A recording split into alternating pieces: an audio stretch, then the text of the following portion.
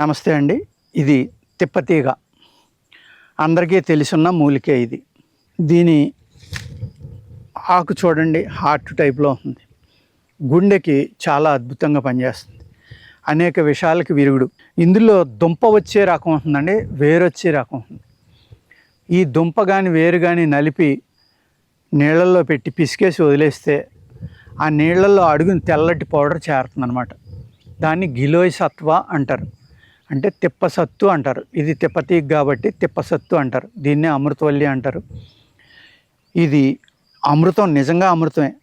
ఈ చెట్టు మీద పాకిందనుకోండి, ఒక 50 అడుగుల ఎత్తులో దీన్ని మొత్తం కోసేసి తీసారనుకోండి, ఆ 50 అడుగులు పైన ఉన్న దీని కాడ ఏదైతే ఉందో అక్కడి నుంచి 50 అడుగులు కిందకి వేరు తొడిగేసి ఒక సన్నటి తీగిలాగా పుట్టించేసి దాన్ని భూమిలోకి పంపేసి దాని నుంచి ఆహారం తీసుకుని మళ్ళీ బతికేస్తుంది.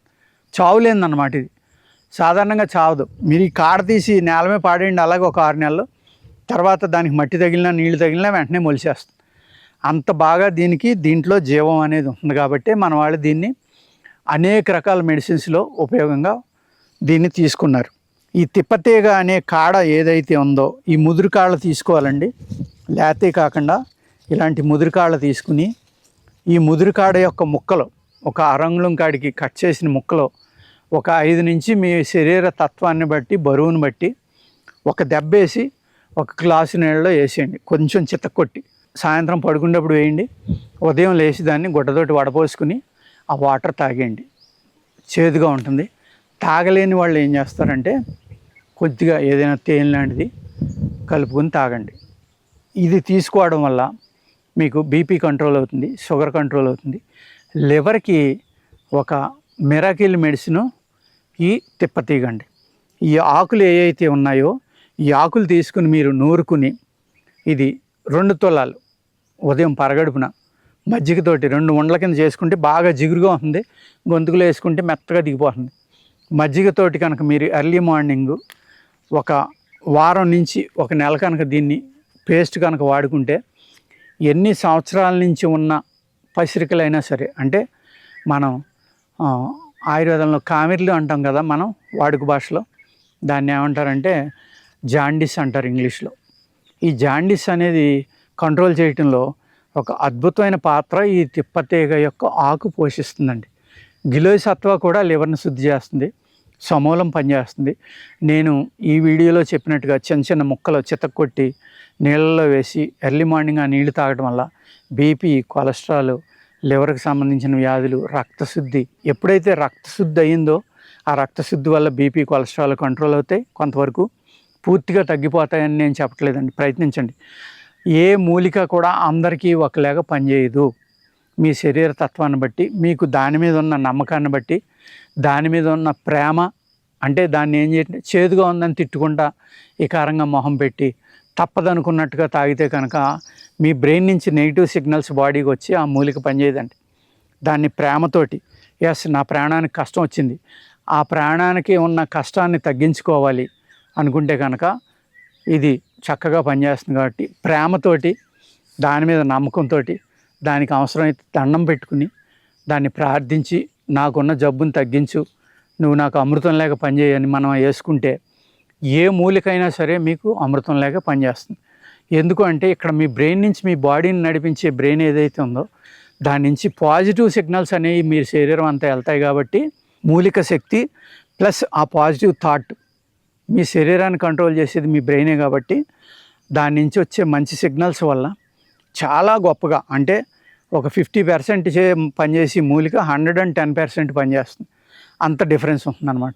అలాగే దాన్ని వికారంగా దాని మీద చిరాకుతోటి ఏదో తప్పదన్నట్టు బలవంతాన్ని భారీగా వేసుకుంటే కనుక అది తగ్గదు.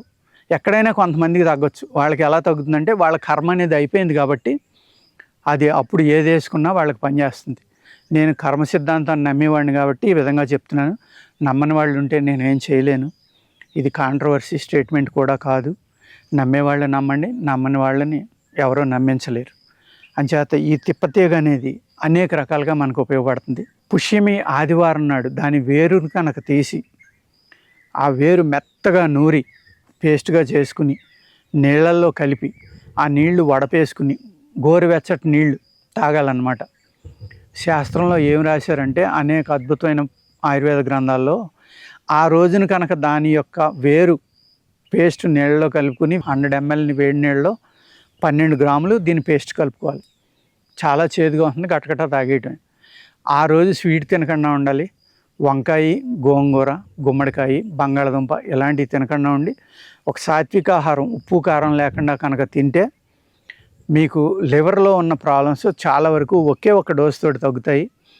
అదేవిధంగా శాస్త్రంలో రాసింది ఏంటంటే సంవత్సరం వరకు ఆ మనిషి శరీరానికి విషం వల్ల బాధ ఉండదు అనేది శాస్త్రంలో రాశారండి. అంత అద్భుతమైన గుణం ఈ తిప్పతీగ యొక్క వేరుకు ఉంది. చెప్పాను కదా, ఇందులో 2 రకాలు ఉంటాయని. దుంపది, వేరుది 2 రకాలు ఉంటాయి. దుంపది అయితే మనకి ఎక్కువ పిండి పదార్థం ఉంటుందండి. మనకి తిప్పసత్తు తీసుకోవడానికి దుంప వెరైటీ చాలా అద్భుతంగా పనిచేస్తుంది. ఆ దుంప వెరైటీ తీసుకుని నూరుకుంటే కనుక మెత్తగా తొందరగా నలుగుతుంది. వేరైతే కొంచెం లేట్ అవుతుందండి. దీనిని గుర్తుపట్టడం ఎలా అంటే ఈ షేప్లో అనేక ఆకులు ఉండొచ్చు, అనేక మూలికలు ఉండొచ్చు. కానీ ఈ తిప్పతీగ యొక్క కాడ తీసుకుని దాన్ని కట్ చేస్తే మన జాతీయ జెండాలో అశోక చక్రం ఎలా ఉంటుందో అలా ఉంటుంది. తిప్పతీగ ఒకటి. అదేవిధంగా ఈశ్వరి చెట్టు అంటాం, తెల్ల ఈశ్వరి, నల్ల ఈశ్వరి, అలాగే కటుకురోహిణి, ఇలాగా కొన్ని మూలికల మట్టికే కట్ చేస్తే అలాగా అశోక చక్రంలో కనబడతాయి. అలా కనపడి అన్నీ తిప్పతీగే అనుకోవద్దు. కటుకురోహిణి అనేది దుంప, ఈశ్వరి అనేది కాడ కోసినా కూడా ఇదే టైప్లో కనపడదు. దాని వేరు కోసినా అలాగే కనపడుతుంది. కాబట్టి ఏ డిఫరెన్స్ తెలుసుకుని మీరు వాడండి. ఇవాళ తిప్పతీగ అంటే కరోనా వచ్చి వెళ్ళిన తర్వాత అందరికీ తెలిసిపోయింది, విపరీతంగా వాడుతున్నారు ఈ కషాయం అనేది. చాలామంది కషాయం వాడుతున్నారు, నీళ్ళలో వాడుతున్నారు, ముక్కలు వేసుకుని కూడా ఉదయం తాగుతున్నారు.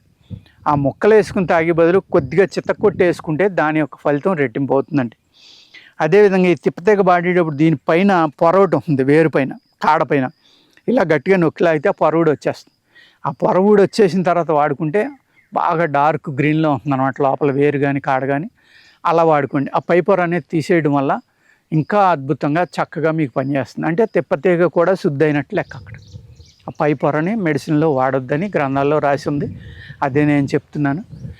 ఇది నేను ఏదైతే అనేక గ్రంథాలు చదివి నేర్చుకున్న నాలెడ్జ్ 10 మందికి పంచిపెడదామని, కొంచెమైనా నేర్చుకుంటారనే ఉద్దేశంతో ఈ వీడియోలు చేయడం జరుగుతుందండి. నమస్కారం.